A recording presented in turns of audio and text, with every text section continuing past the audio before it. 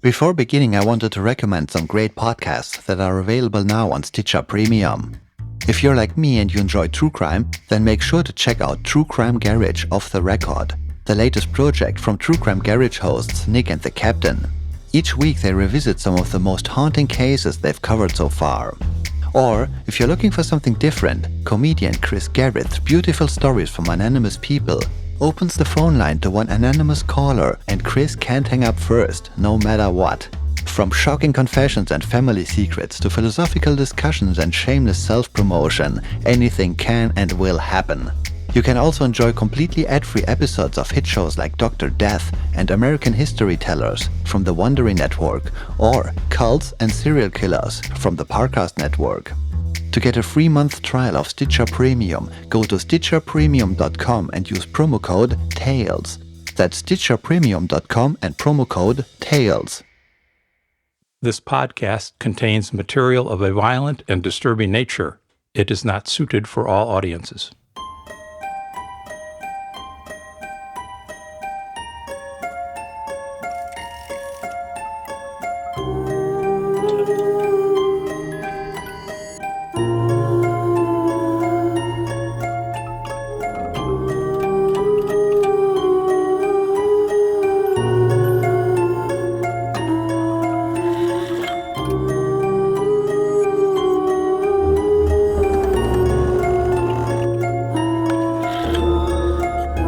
Welcome to episode 14 of Horror Tales, a podcast in which you can sit back and listen to a scary story. My name is Max Ablitzer and I'm the producer of Horror Tales. To support us, it is always helpful to share the podcast, leave us a review and of course, subscribe. The more listeners we get, the longer we can continue to bring scary stories to you. Today's story was written by Matthew Brockmeyer and was originally published in his collection, Under Rotting Sky. It is narrated by Kieran Davison and the music and sound design are as always produced by myself. It is called A Dirty Winter Moon.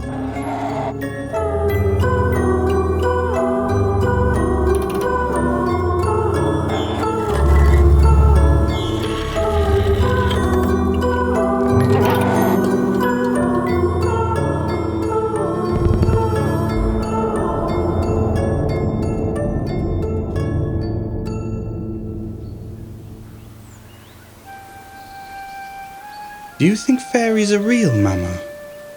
Sophia asked as Dandelion pressed a garlic clove into the dark soil and reached for another. Dandelion smiled and brushed her dreadlocks from her face, let her eyes drift over the rugged landscape. If they are, this is where they'd live. It was late February, still winter. The days short and the nights cold, but Dandelion swore she could feel spring in the air. It had been storming all week, but the rain had finally stopped, tapering off in the waning darkness of morning. Henry was up the hill splitting firewood, and Dandelion could just make out the distant echo of an axe cracking into a round. The sky had finally cleared, the sun managing to creep above the eastern scrim of redwoods and firs, shimmering down into the garden where they worked. "I'm serious," Sophia said, the brows on her round face knitting together. "'Cause Jasmine's mum says they're real. You just have to believe in them to see them." "Well, I don't know, sweetie. I've never seen one." "Maybe that's because you don't believe hard enough." Laughing, Dandelion sat up and straightened her back, stiff from being hunched all day. She stretched her arms and gazed out across the garden to the forest beyond the rickety wooden fence, where the prehistoric-looking ferns lining the edge gave way to tangles of whitethorn, huckleberry, manzanita, and bay. A light fog hung on the forest floor, and she could smell the wet duff, different than the scent of the garden earth, wilder, not as new, an ancient odor. "Maybe, sweetie. Some things in this life you have to believe in real hard to make true. I know that. Well, Sophia said, I know the tooth fairy's not real because I saw you put that dollar underneath my pillow. You peeked? I couldn't help it. You were so loud coming in. You're a naughty girl. Come here, you. Dandelion gathered Sophia in her arms, pulling her onto her lap and tickling her. Sophia screamed and laughed, squirming frantically to get away, like a feral little creature. And that's when the old man appeared. He came out of nowhere. Neither had noticed him approach, not until his shadow fell over them. At first, Dandelion thought it was Henry coming down from the cabin with a snack and some hot tea. And she smiled, lifting a hand to shade her eyes from the sun. But when she looked up at the figure that loomed over them, she gasped, her heart skipping a beat and shooting up into her throat. He looked like a living scarecrow. A pair of battered overalls hung from his gaunt shoulders. His leathered face, an unhealthy sallow, and his bloodshot eyes bulged from beneath a filthy hunting cap, much too large for his head, the wool-lined earmuffs jutting out at awkward angles. He cut his eyes from Dandelion to the distant hills and back. They're breeding them things out there, he said, waving his arm off in the direction of the forest. Yes, farming them like they was dogs or goats. It ain't right. What's wild should be left wild. He bent close enough that Dandelion could smell his foul and feral musk. The whites of his eyes jaundiced yellow behind a maze of broken blood vessels. You need to be getting away from here. Getting wild or getting still good. Sophia shrieked, throwing her arms around her mother's neck and burrowing her face into her shoulder. Dandelion scrambled to her feet, clutching her daughter to her chest and backed away.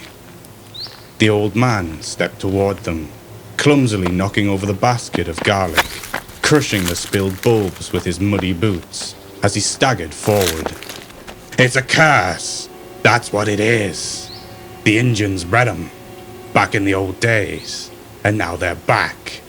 They'll use 'em on you, girl. Use 'em to get back the land they lost. They'll use 'em on you, and that's no joke. Fear washed over her, followed by a low, burning anger. Just who did this guy think he was, walking into their garden like this, sprouting his nonsense? She stiffened her shoulders, eyes narrowing, and struck a commanding tone, speaking to the old man like she would to a feral trespassing dog. Get the hell away from us, she said. Go on, get out of here. The old man paused, hands held out at his sides, palms up, like a preacher, his face twisting into perplexity, eyes growing soft and weepy. Why? You got nothing to fear from me, little missy. I ain't gonna hurt you. I'm just here to warn you. It's them damn things out in the woods you got to worry about. It ain't right. Ain't natural what they're doing. Then, like an uncoiling spring, he grew animated again, licking his lips, arms jerking about, shouting, I'm a-telling you, you don't leave, you're going to die. He took another step forward, and Dandelion found herself cornered against the back of the fence of the garden, when suddenly there was a burst of barking, and their golden retriever, Althea, came bounding into the garden, Henry following right behind. His tie-dyed fish shirt, a blur of bright color against the grey day, as he sprinted toward them, shouting, The fuck's going on? The old man craned his grizzled head towards him. You all got to leave. No, Henry said, thrusting a weapon-like finger at the old man, forcing his retreat. No, no, no. You're the one who's got to leave. You're on private property. Now get the hell out of here before I get my shotgun. Althea danced around the old man's feet, barking. Git, the old man said, kicking a leg out at her. She darted back, squatted on her hind legs, teeth bared, and uttered a low, deep growl. I said, get the fuck out of here, Henry yelled. The old man kicked at the dog again and said, I'm going. Just keep that damn dog the hell away from me. I'm only here to warn you. I've said my piece. Good, then go, now. Grumbling, the old man turned and stomped out of the garden, Henry shouting at him, and don't come back, as he slipped, phantom-like, through the gate. Henry clutched Althea's collar as the dog bucked wildly, ready to chase after the gangly old man, plodding up the dirt road and disappearing into the shadows of the forest. What just happened? Just a nice neighborly visit, Dandelion said, her thudding heart slowing. A nervous laugh escaped from her. I guess that's one of those crazy redneck neighbors the real estate agent warned us about. Henry shook his head, chuckled, and flicked the hair from his eyes. What was he saying to you? Craziness, Dandelion said. I don't know. He's obviously nuts.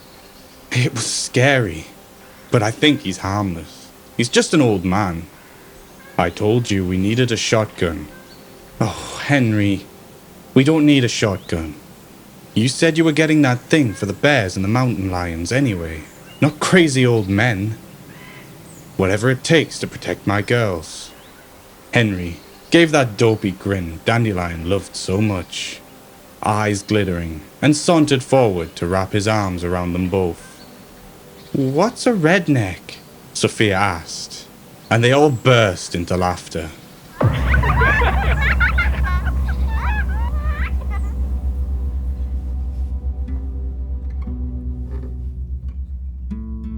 Dandelion and Henry had bought the land with a small inheritance received from her aunt.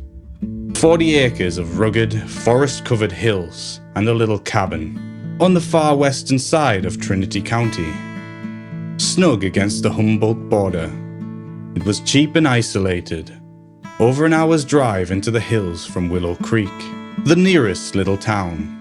The steep hillsides were poorly suited for any kind of large-scale agriculture, and the neighbors notoriously clannish, but it was perfect for a small homestead.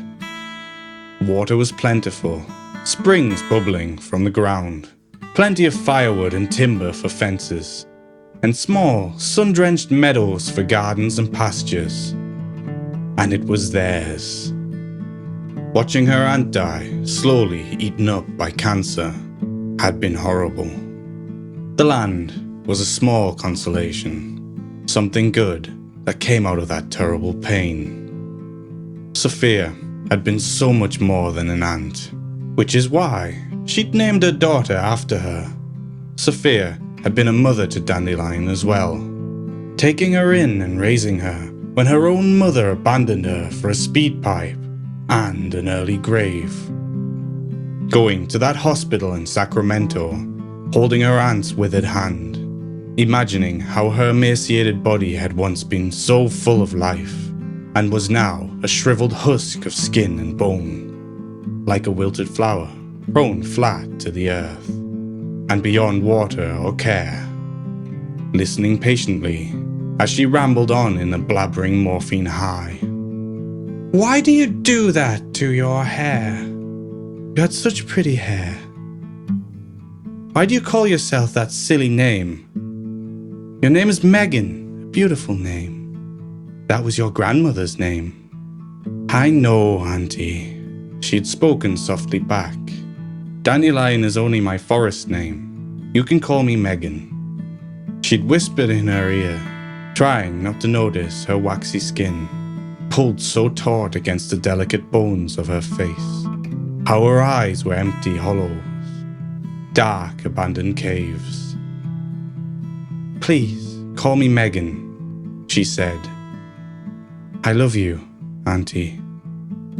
I love you so much. The plan was to eventually get some goats to clear sections of the land for gardens of lavender, echinacea, chamomile, lemon balm, and mint medicinal herbs that didn't require irrigation and were deer resistant. And with the goat milk, they could make cheese and soap to sell at the farmer's market. They wanted to dig a pond for water storage and raise crayfish and tilapia, a couple of ducks gracing its surface to provide meat and eggs. They could run their grey water into the pond through a marsh of edible cattails.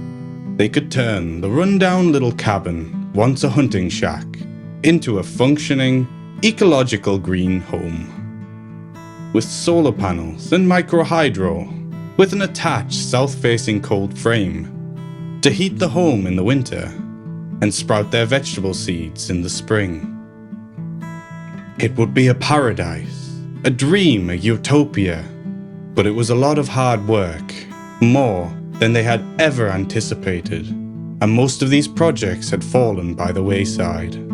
They had spent nearly all winter cutting enough firewood to keep the cabin warm, getting out when they could, on rare days when the sun broke through those seemingly ever-present black clouds, to plant Jerusalem artichokes, fava beans, kale, and onions. Henry had completed his first project, a combination chicken coop and greenhouse. Basically just an 8-foot by 4-foot shack attached to a little cold frame, covered in thick plastic sheeting. It had all kinds of roosts and nests and windows and doors and little chicken walkways. He had painted it red and had draped Tibetan prayer flags all over it before packing it with a dozen Rhode Island Reds. And it worked. It may have been small, but the principles panned out. The chickens kept the plants warm, supplying CO2, and there were already enough greens to feed excess to the chicken. Next, he'd compost the manure and feed it to the plants, all the parts revolving around each other. And just this week, the chickens had started to lay eggs, and Henry was ecstatic. He was planning on letting the broody one, Bonnie, the one that pecked at him whenever he'd reached in her nest to pluck an egg, hatch her brood. Things were working on this little dream of a farm, even if it was going slow. So far, they had only one real problem. Chickens had squeezed through the chicken wire, separating them from the plants, and had demolished the kale and about 20 tiny marijuana starts they had hoped to grow to make a few bucks off of. But one little setback, when you sit on the doorstep of a utopia, was nothing.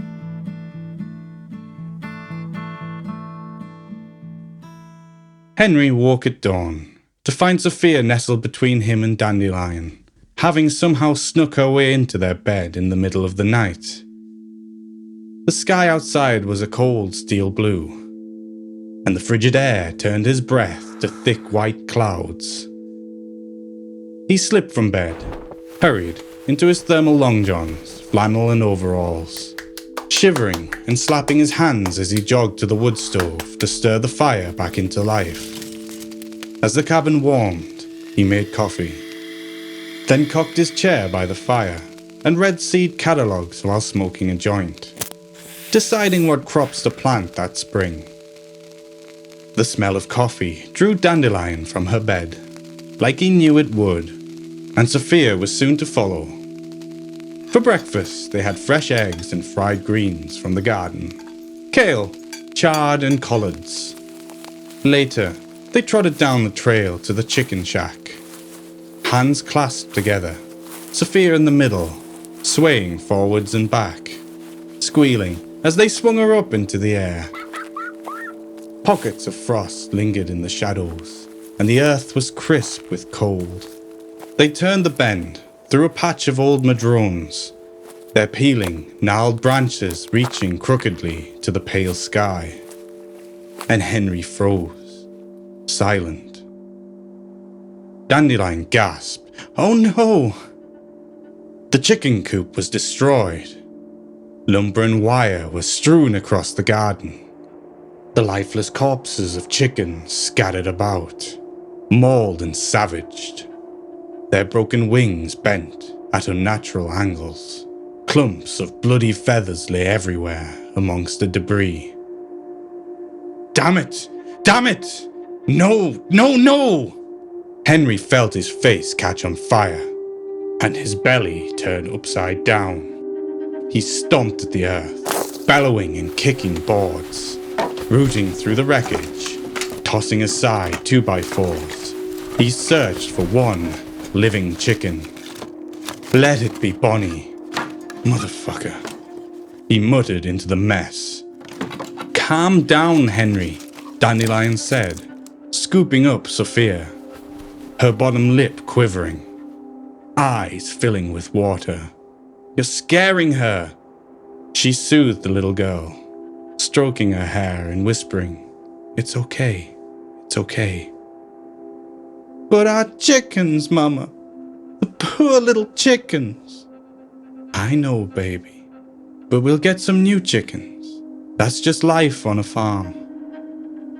Henry pulled a piece of shattered plywood from a tangle of tattered prayer flags and feathers. What could have done this? Some kind of animal, Dandelion said. A bear? Maybe, but I didn't hear Althea barking. She usually doesn't let any animals near here. Where is? He said, and that's when he saw the dark lump in the distance, lying hidden in the tall grass. Althea. She lay on her back, one paw extended upwards, and as Henry approached, he could see her belly was torn apart. Her guts splayed out over the glistening grass. Her head lay on its side, facing him. Half her face ripped off. He could see her upper row of teeth perfectly. Shiny and yellow fangs protruding from slick pink meat. Her vacant eyes seemed to be looking right at him. And he turned away, fighting a torrent of hot, wet tears. He wouldn't cry, though. Couldn't cry. Can't cry. Don't cry. Clenching his eyes shut, he hunched over, gripping himself and grinding his teeth. Dandelion, take Sophia up to the cabin. I'll meet you up there in a while. I got some work to do. Dandelion clutched Sophia to her chest, rocked gently forward, her eyes widening in horror, and mouthed the words, Not Althea. Henry nodded grimly. Dandelion shut her eyes, a tortured frown consuming her face, and shook her head. Go on up, sweetie, Henry said. Just let me take care of this. She swiped at a tear, turned, and shuffled away, back through the dark canopy of madrones and towards the house. Henry stood there, breathing, eyes hot. A cold wind blew, stinging his ears and rattling the dead leaves that still hung stubbornly on the oaks. An owl bleated somewhere deep in the forest. He waited for his insides to settle, then went and got a shovel.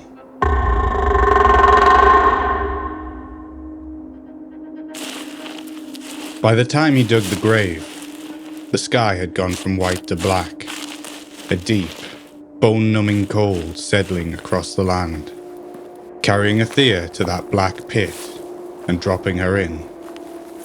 That sick thump she made when she hit the earth.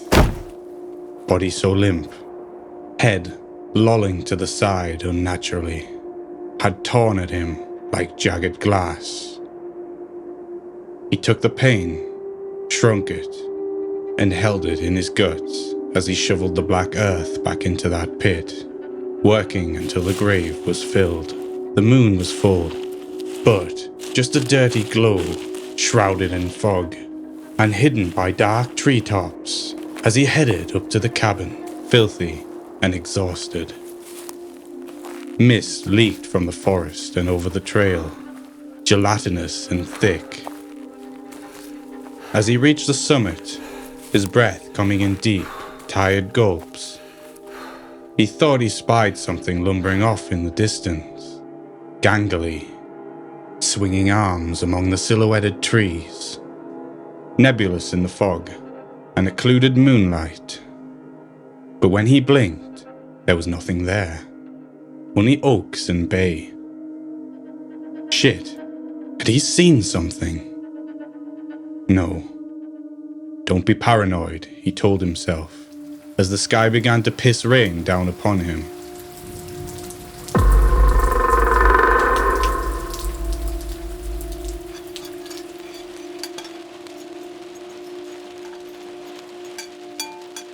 Dinner was quiet. Dandelion tried to make conversation, saying how they could get some runner ducks and finally try experimenting with the bogs, like they'd always wanted. Henry smiled and said how great that'd be, but a melancholy mood hung heavy in the dim light of the small cabin. The fire crackled in their little black wood stove, a log crumbling into embers and throwing strange orange shadows against the walls. Exhausted, Sophia went to bed early, asking Dandelion to read to her. Henry sat in the darkness, alone, drinking wine from a quart mason jar, staring at the rain slashing across the window, watching as dirty splotches of moonlight appeared and vanished behind the broiling clouds of the black sky. He could faintly hear Dandelion's sweet voice, murmuring lines from Frog and Toad in the other room. Then, there was a gush of wind, and the clamour of dead leaves rustling across the tin roof.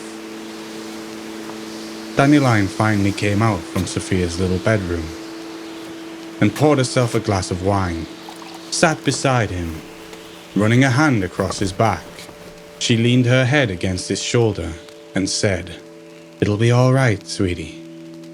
I know it will, honey. I know it."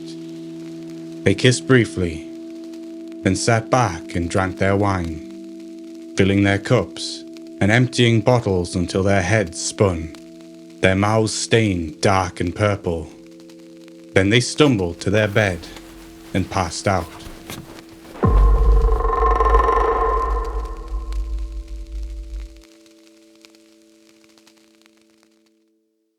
At first, Henry thought it was an earthquake.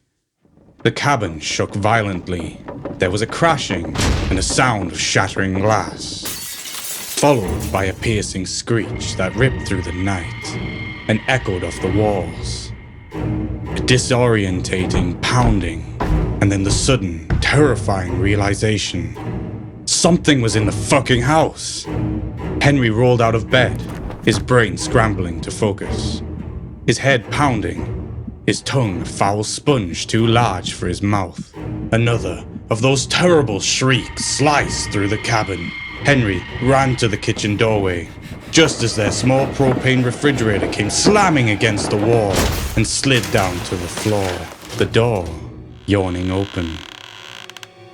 And then, something tall lurched from the shadow and bent over the refrigerator. For a moment, the rain stopped. The dark clouds passed, and the full moon, now at its zenith, shone its lights into the kitchen, perfectly illuminating the thing before him. There, plucking a slither of tofu from a container, was a huge, fur-covered creature. It was not a bear. Oh no. It was nothing like a bear at all. Henry froze to his core, his senses stunned, his mouth dry and cold, as all the blood drained from his face. The thing was built like a man or an upright ape with broad shoulders, a thick neck, a tall forehead, and a pale, hairless face. It brought the tofu to its mouth and curved its tongue around the morsel.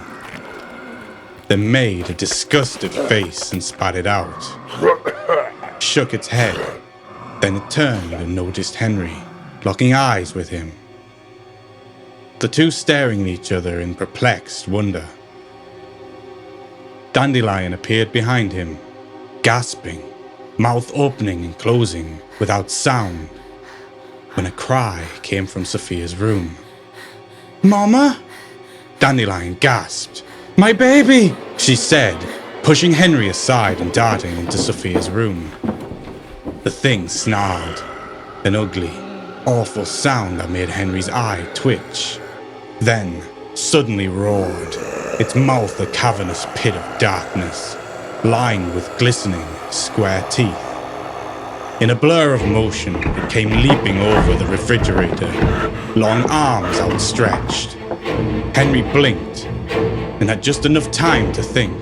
The shotgun is under the bed, and the shells are in the closet, before the beast landed before him, taking him by the shoulders, jerking him helplessly forward, and sinking its teeth into his neck.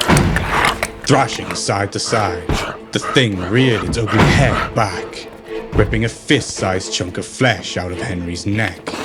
Henry stumbled backwards, uselessly pawing at his neck, trying to stop the torrent of black blood cascading up into the night and showering the kitchen. Coughing and spitting, he tumbled over and began to jerk and spasm as his life slipped away from him and into a sticky puddle on the floor.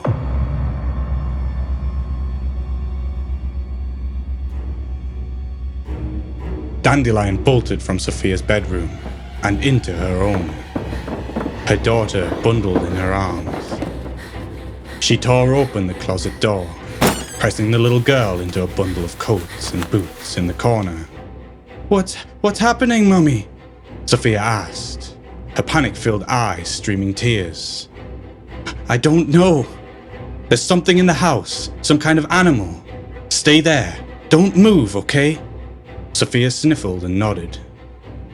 Dandelion charged to the bed, throwing herself to the floor and frantically thrusting her arm beneath it, scrabbling for the shotgun, her fingers brushing against the barrel. She struggled to control her breathing, straining forward.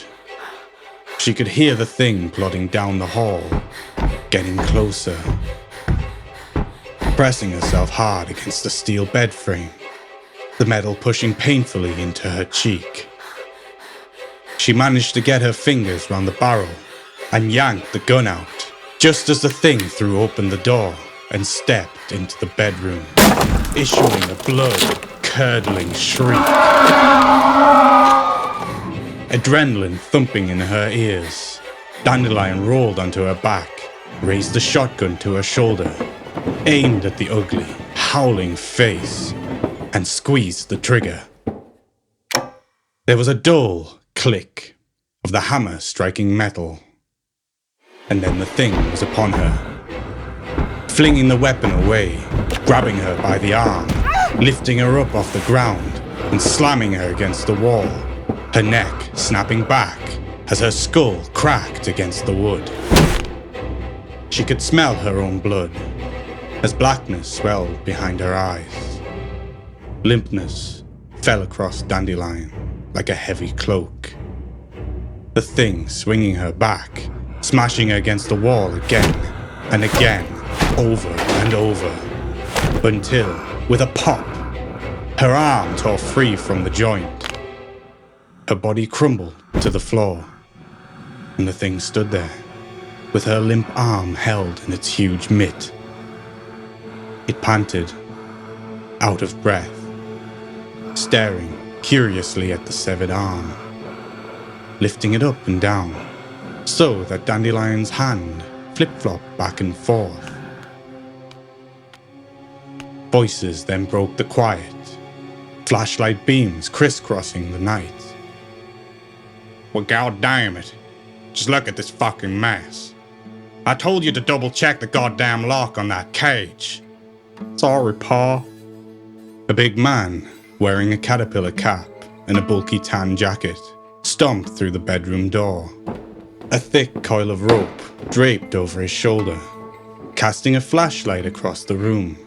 "Just look at this god-awful mess." The big man stepped up to the creature, who, looming over him, slumped its shoulders and uneasily looked away. "What the fuck do you think you're doing?" he shouted at the beast. "Look what you did!" The creature lowered its head sheepishly, shuffled its huge feet. "Bad!" the man yelled. "Bad, bad boy!" The creature cowered and whimpered as the man pulled the coil of rope off of his shoulder and wrapped it around the neck of the monster. "Now, Joey, get this damn vermin loaded up in the truck." "Okay, Pa." The boy gave the rope a jerk, pulling the beast along. And as the creature scurried past the tall man, he kicked it hard in the ass. "God damn, stupid fucking Sasquatches!" The big man hauled his flashlight beam about, over Dandelion's crumpled and blood-covered body, past the open closet door, and then back as the light caught the glistening eyes of Sophia. The man approached the closet, his light illuminating Sophia's trembling hands and terrified face. "Looks like we got a live one here, boys," he shouted, reaching in and grabbing Sophia roughly by the arm and pulling her from the closet. "Grandpa, bring me that burlap sack." Sophia screamed, kicked, and clawed at the big man as he pulled her up, laughing. "Damn," he said. "I ain't sure you're feisty one." He brought the butt of his flashlight down solidly atop her head, and she fell limp. The old man shuffled back into the room, his trapper hat askew, a large burlap sack clutched in one bony fist, mumbling. "I tried to tell them. Get going, I said. Did they listen? Do they ever fucking listen to an old man like me? No, never. Goddamn stupid roundheaders. Give me that," the big man said, scowling as he roughly pulled the sack from the old man's hands. "Go wait in the truck, Grandpa." The old man shuffled away, still mumbling, as the big man draped the sack over the little girl, slipped her inside, and cinched the top tight.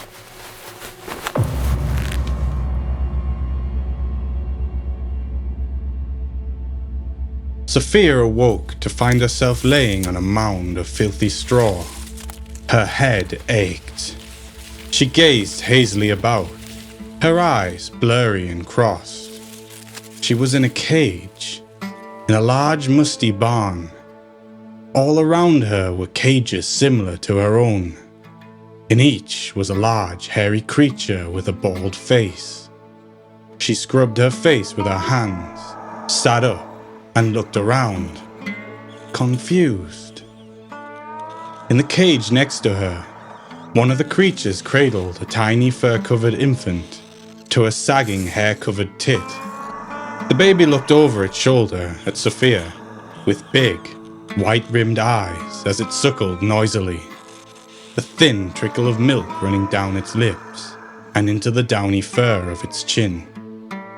The big man was there, ladling out steaming green slop into a tin mug. "Awake, huh? Are you hungry?" he asked, sliding the mug into the cage beside her. Behind him was an old, hunched-over woman with a riot of grey hair bursting from her head. She was draped in a maroon cloak and smiling wildly, her beady eyes sparkling from behind wrinkled slits. "Oh, she a pretty one, ain't she?" the old woman said, slipping a gnarled hand between the bars to poke at Sophia. From behind her stepped a young girl, not much older than Sophia, dressed in a ragged Disney princess dress, with a sparkling tiara perched atop her head. "Can we keep her, Daddy? Can we?" the little girl asked. Well, I suppose, if you promise to feed her and clean her cage, the big man said. Oh, I promise, said the little girl. I promise. I'll take good care of her. Alrighty then. She's all yours. Just don't get too attached.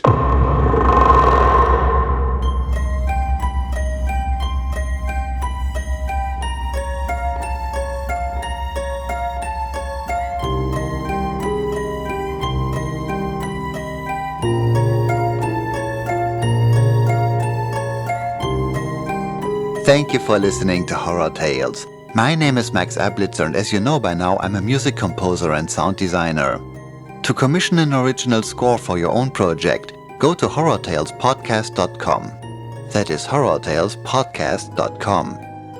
A huge thank you to Matthew Brockmeyer for contributing the story, A Dirty Winter Moon. This story is part of his collection, Under Rotting Sky. You can purchase it now on Amazon or Barnes & Noble. Matthew is also the author of the award-winning novel, Kind Nepenthe, A Savage Tale of Terror. Also a huge thank you to Kieran Davison, who narrated the story. Kieran Davison has his own YouTube channel on which he narrates more scary stories. It is called Distant Light Narrations. That is Distant Light Narrations on YouTube. I hope you enjoyed the story, and let's meet again on the next episode of Horror Tales.